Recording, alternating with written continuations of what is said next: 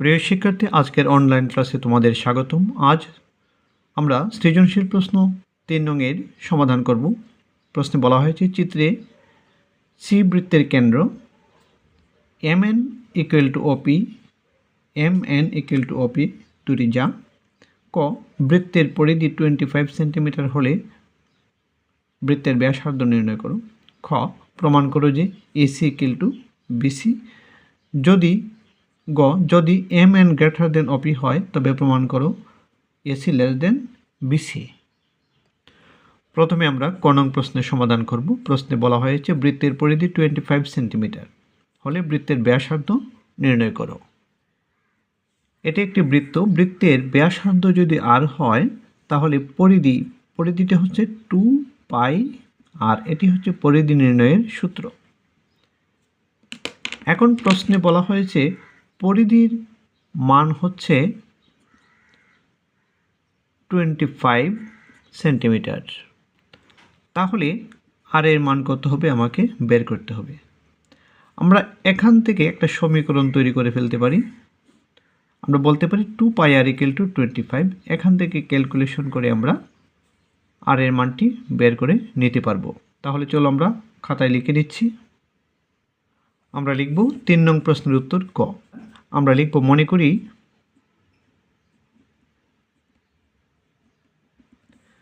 বৃত্তটির ব্যাসার্ধ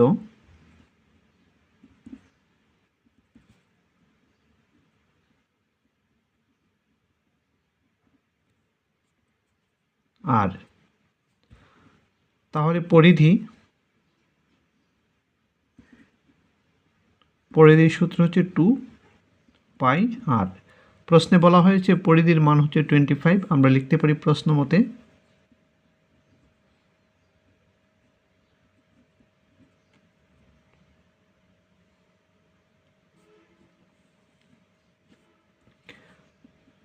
2πr = 25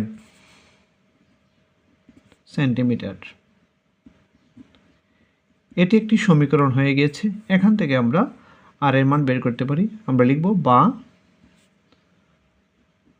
r = 25/2π।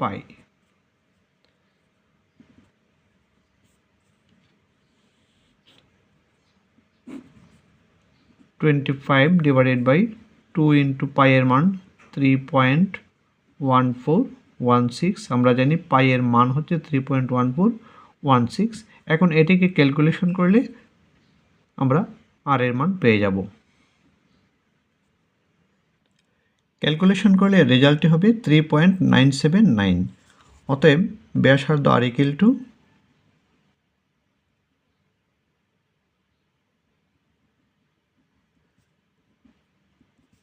3.979 centimetre প্রায় লিখতে পারি।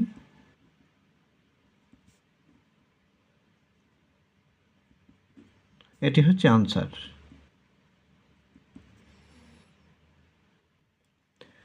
আমরা এখন খ নং প্রশ্নের সমাধান করব। প্রশ্নে বলা হয়েছে প্রমাণ করো যে AC = BC।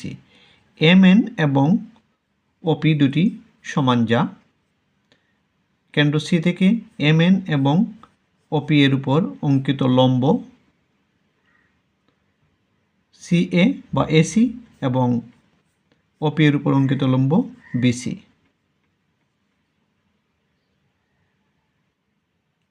প্রমাণ করতে হবে যে AC = BC। প্রথমে আমরা বিশেষ নির্বাচন লিখে নিব। বিশেষ নির্বাচনটি হচ্ছে চিত্রের বর্ণনা এবং কি প্রমাণ করতে হবে তা লেখা। এখানে হচ্ছে C কেন্দ্রবিশিষ্ট বৃত্তে MN এবং OP দুটি সমান যা।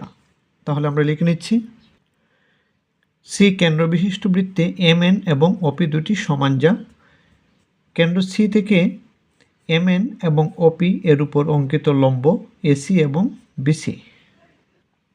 আমরা লিখলাম কেন্দ্র C থেকে MN এবং OP যা এর উপর অঙ্কিত লম্ব যথাক্রমে AC ও BC। কি প্রমাণ করতে হবে? প্রমাণ করতে হবে AC = BC।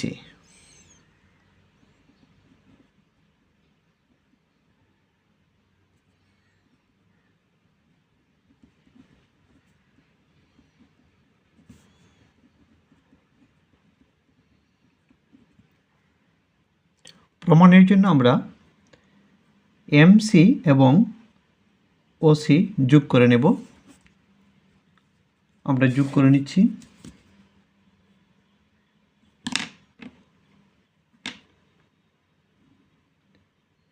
এমসি এবং ওসি যোগ করে নিচ্ছি। যোগ করাতে দুটি ত্রিভুজ হয়েছে, একটা হচ্ছে এম এ সি এবং অন্যটি হচ্ছে ও বি সি। এই দুটি ত্রিভুজকে আমরা সর্বসম দেখাতে পারলেই আমাদের প্রমাণ হয়ে যাবে এসি ইকুয়াল টু বিসি। এখন আমরা যে অঙ্কনটুকু করেছি সেটির বর্ণনা লিখব।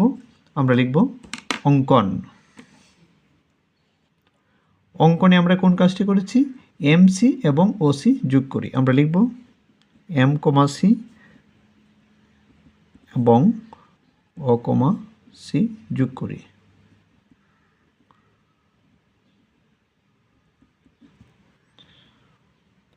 এখন আমরা প্রমাণে চলে যাব।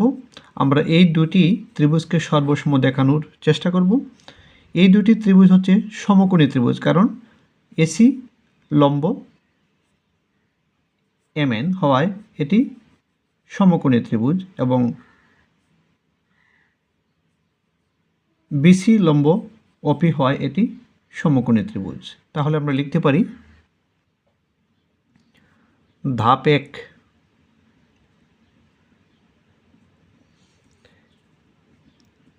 এসি লম্ব এমএন এবং বিসি লম্ব ওপি হওয়ায়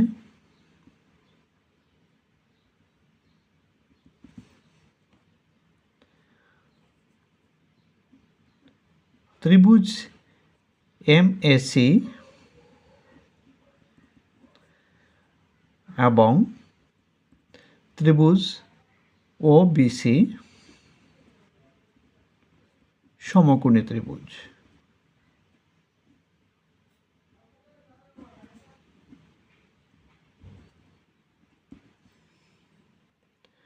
আবার এসি লম্ব এমএন হওয়ায় এসি লম্ব এমএনকে সমান দুই ভাগে ভাগ করে। তাহলে আমরা লিখতে পারি M A equal to half MN, M A equal to half M N, অর্থাৎ কেন্দ্র থেকে ব্যাসভিন্ন জায়ের উপর অঙ্কিত লম্ব যাকে সমদ্বিখণ্ডিত করে। আবার অপরদিকে লিখতে পারি OB equal to half OP.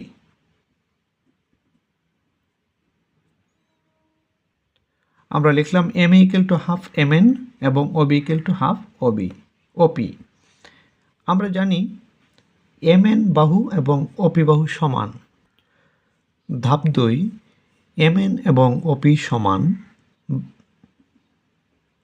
MN equal to ওপি দেওয়া আছে।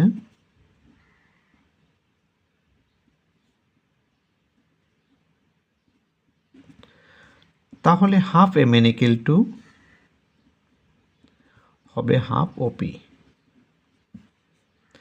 হাফ এমএন এর মান হচ্ছে এম এ, হাফ ওপি এর মান হচ্ছে ওবি। আমরা লিখতে পারি ধাপ 1 থেকে। এখন ধাপ 3-এ আমরা ত্রিভুজ দুটিকে সর্বসম দেখানোর চেষ্টা করব। এই দুটি ত্রিভুজ থেকে পাই আমরা লিখব ত্রিভুজ এম এ সি এবং ত্রিভুজ ও বি সি হতে পাই। এই দুটি হচ্ছে সমকোণী ত্রিভুজ। তাহলে লিখব ত্রিভুজ এম এ সি এবং ত্রিভুজ ও বি সি সমকোণী ত্রিভুজে আমরা দুটি বাহু সমান দেখাবো। একটি হচ্ছে অতিভুজ সমান আর একটি অন্য বাহু। এখানে আমরা লক্ষ্য করি অতিভুজ এম সি ইকুয়াল টু অতিভুজ ও সি, কারণ একই বৃত্তের ব্যাসার্ধ। আমরা লিখব অতিভুজ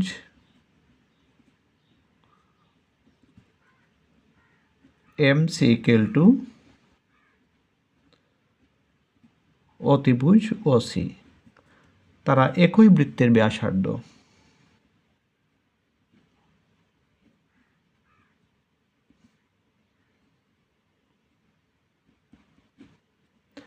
আরেকটি বাহু সমান দেখালেই সর্বসম হয়ে যাবে।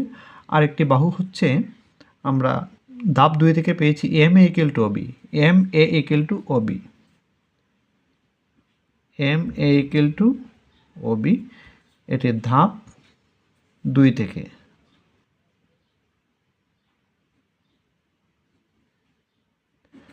দুটি বাহু সমান দেখানো হয়ে গেছে, অতএব ত্রিভুজ দুটি সর্বসম। অতএব আমরা বলতে পারি ত্রিভুজ এম এ সি সর্বসম ত্রিভুজ ও বি সি।